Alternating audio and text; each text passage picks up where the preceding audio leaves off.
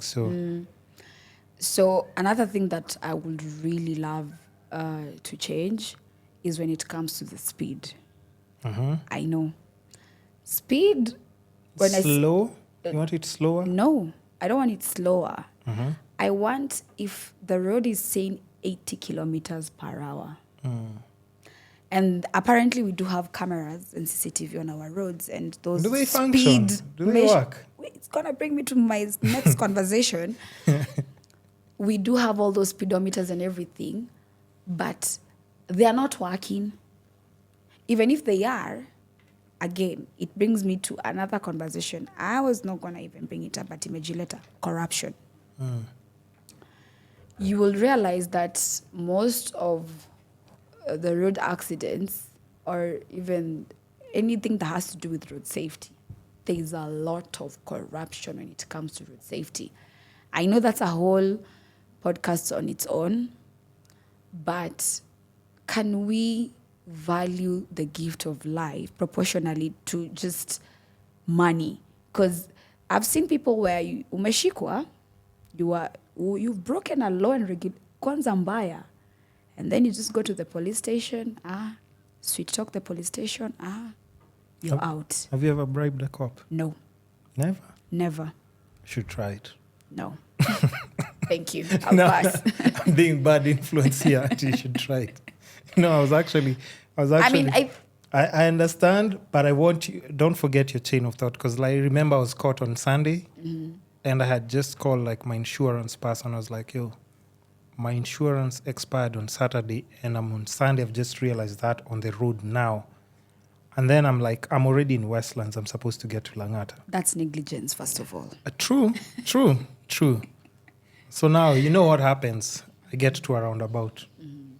And any car person, anyone who drives, they know that day you have an expired license or just, all those things, any documentation expires. That's the day you'll get caught. Yeah, so I see the cops starting going to the first car, the second car. I'm looking at the lights. The lights are red. They're not turning green.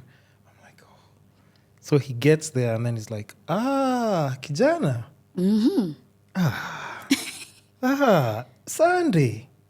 Gary. Expired. How? And so he's like, park up a kando. So he's like, okay, we're going to the police station. I'm like, this is Sunday, man. I have so many things to do, to deal with and everything. So I'm just looking at him. I'm asking, like, saita kwaje? And of course, I'm not encouraging anyone to do this, right? Of course, I'm not saying. I'm just saying I was in a hurry, right? Yeah. So the cop is like, si hatuchukuagi pesa siku hizi. Hatuchukuagi pesa siku hizi.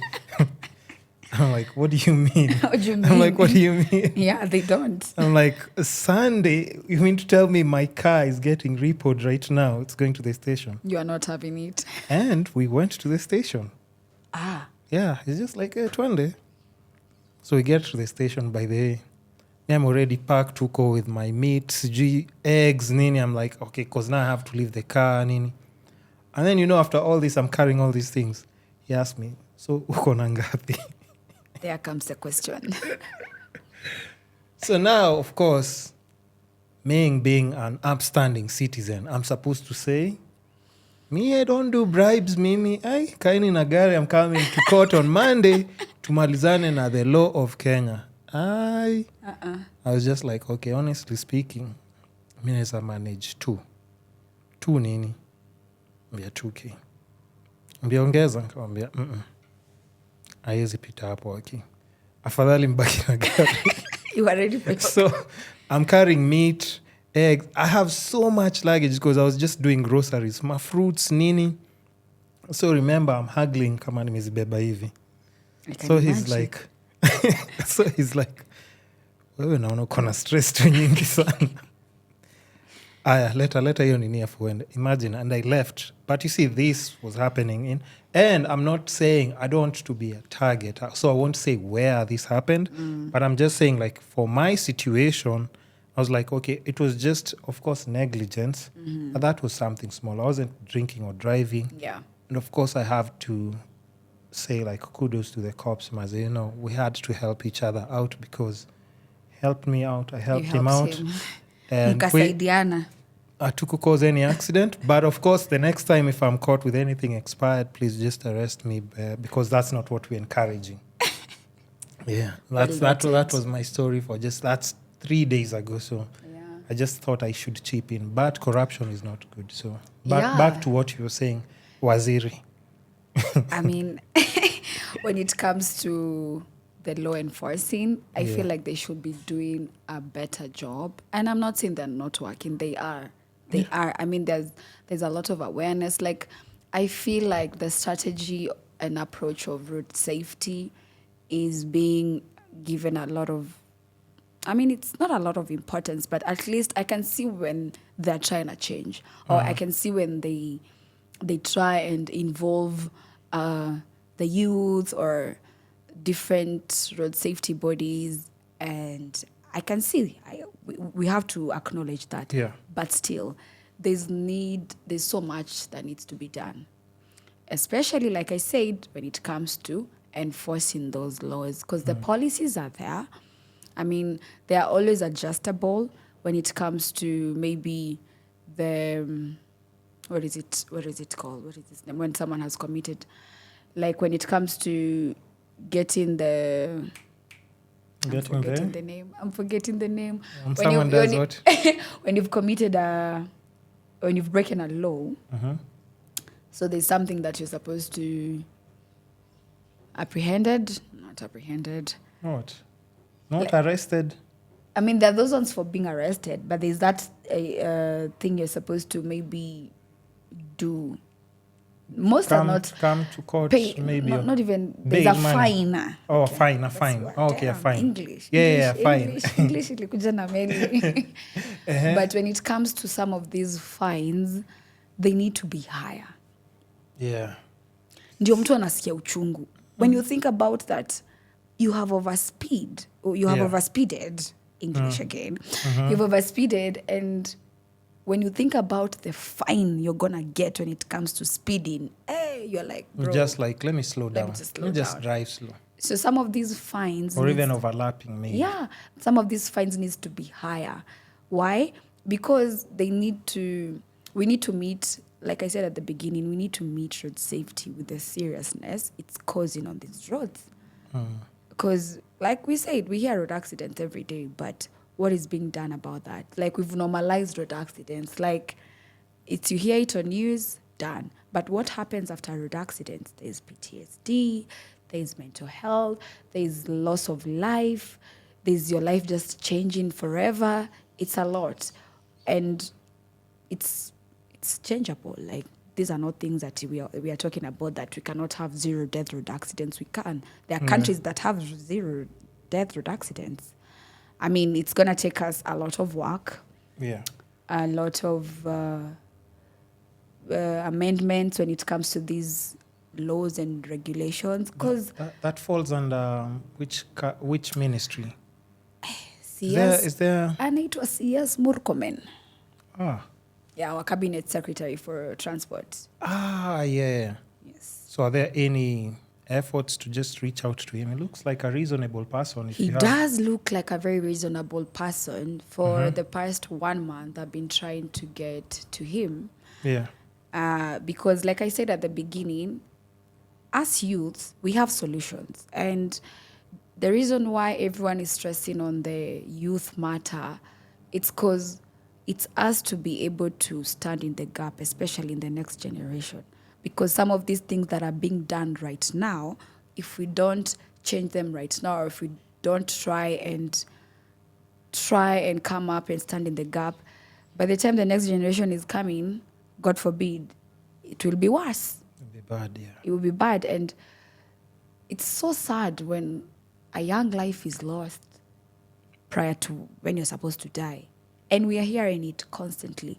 So like I was saying, my efforts on getting CS Murkomen on board, or like having a conversation with him, haven't been very successful, because again, getting access to these people again is mission impossible. But I believe because there's some certain things we are working on as an organization, and once that is done, I am sure we should be able to have a sit down with him. Yeah. Looking forward to that, because there's an urgency, there's a need. We need to speak about these stories. We need to find ways of just stopping this whole mediocrity, because for me, I feel like when it comes to road safety, do you know, which brings me to my... Yeah. We were rated, Nairobi, in Africa, number 2, the most... They say if you can drive in Nairobi, you can drive anywhere in the world. True. The traffic in Nairobi... overlapping, bikes, matatus. I told someone I have a solution. And I told them, Ati, you should see Sakaja, Ati, because it's like making Nairobi work. I'm like, bro. Nairobi work? Yeah, because that's his slogan, our governor. Make Nairobi work. Yeah. Okay. Right? But I've been constantly asking myself, okay, if you are making Nairobi work, why is not the traffic working? So I did a research. And I've realized we have more inlets than outlets outside Nairobi. So all the roads leading to Nairobi, there's each and every road making sure that you're coming to the city. Yeah. Even just did. Leaving is a whole different story. Bro, when you're trying to get out of the city, hey, good luck. It's horrible, that. Yeah. So what I have realized is that most of our outlets, roads outside Nairobi, they're just like 4. Like the major ones. They're not that many, to be honest, yeah. Like the inlets are so many. If you're trying to come to the city, there's many inlets to the city. But if you're trying to leave the city, especially from the CBD itself, it's very hectic. It's hectic. I don't even want to imagine. Anyone who thinks of leaving CBD and driving is just... So we should have more outlets. Na si ati hizo outlets are ziko. Yeah. But you'll find most of them have been blocked or... sorry to say this, because it is what it is. And I believe one thing about me, I will always keep it real. Because, like I said, road accidents are the third killing agent right now, globally. And in Kenya, I think ndo ziliua watu kuliko COVID last year. No, but that's true. That's true. That's true. That's true. That's facts. True. That's true. So outlets should be more than the inlets. So, which brings us to our governor, because he's been trying to make Nairobi work. So, yeah. It's in his hands. It's in his hands. And I believe he said that when he gets into government, that he will treat road safety with such a serious matter, because young people have been dying because of, especially young people in Nairobi. Yeah. I will give a big up to the governor for Nakuru, Kehika, Susan Kehika. Reason why, because that woman, she's constantly has been a very big support when it comes to road safety. We did an event along Naivasha Road at Safaris. It's a stop by, I think people know it, around Naivasha, Poivo, where you can just stop and do the whatever. At cafes there, there's a lot of... I think I know the spot here. Yeah. So there's an event that we did there because, again, Naivasha Road, it has young souls dying it's a horrible. lot. Yeah. It's horrible. It's among the leading roads in the world that are killing people. Like I'm telling you right now, we are being ranked when it comes to road safety. We are really bad. We're really doing bad when it comes to the rankings. And considering how magical Kenya is, how beautiful destinations we have, I mean... Even local tourism, you're supposed to enjoy leaving the house knowing that I'll get to my destination without... Safely. Another car, true. That right now is a gamble. Yeah. So probably most of the changes I would want, happening is around the law enforcing. When it comes to law enforcement, the fines, if you break a law in Kenya, you're just happy. Because when you go to the police station... just gonna go scot-free. People need to feel the pinch. Yeah. And I'm not coming at anyone or anything. It's just when you look at the records and the rates and how many people have died, Then you'll understand why when I start speaking about road safety, it gets pretty much intense. But No, I understand. Another question that I wouldn't want to leave out. yeah.